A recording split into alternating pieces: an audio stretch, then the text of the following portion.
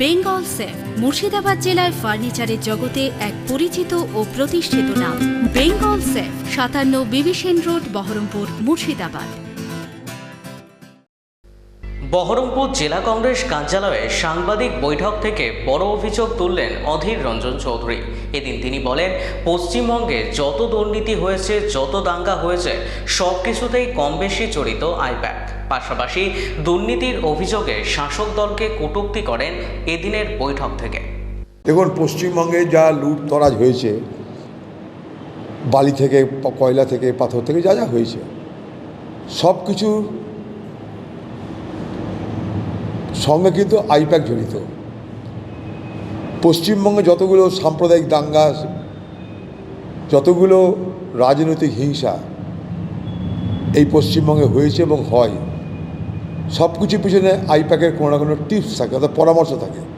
কারণ প্রত্যেকটা ঘটনা রাজনৈতিকভাবে সম্পর্কিত, আর রাজনৈতিকভাবে সম্পর্কিত কোনো ঘটনা ঘটলে সেখানে আইপ্যাকের পরামর্শ অতি অবশ্যই প্রয়োজন। শাসক তৃণমূলে মোটামুটি যারা মাথাতে আছে, বড় বড় পদে আছে, সকলেই তো কোনো না কোনো দুর্নীতির সঙ্গে জড়িত।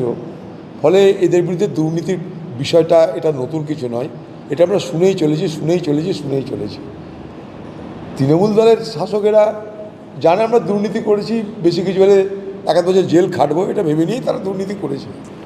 তাই আমার মনে হয় এতে শাসক দলের উপর বিরাট কোনো চাপ পড়ে বলে মনে হয় না। দেখুন, ইডির তদন্ত, ইডির দুর্নীতি আর ইডির দক্ষতা, এ বিষয়টা কিন্তু সারা দেশ জুড়ে বহুল প্রচারিত। তাই ইডি কী করছে না করছে তার জন্য আমাদের জবাব দেওয়ার কিছু না। ইডি যেদিন কোনো অপরাধীকে ধরে সাজা দিতে পারবে সেদিন প্রশ্ন করবেন, সেদিন আমরা কিছু বলবো। বাকি যা করে ইডিয়েটের মতন সব করে, বরাবর তারা ফেইল্ড স্টুডেন্ট। তাই স্বাভাবিকভাবেই ইডি কী করছে না করছে সেই নিয়ে আমাদের মাথা ব্যথা নাই। বেঙ্গল সেফ মুর্শিদাবাদ জেলায় ফার্নিচারের জগতে এক পরিচিত ও প্রতিষ্ঠিত নাম। বেঙ্গল সেফ ৫৭ বিবি সেন রোড, বহরমপুর, মুর্শিদাবাদ।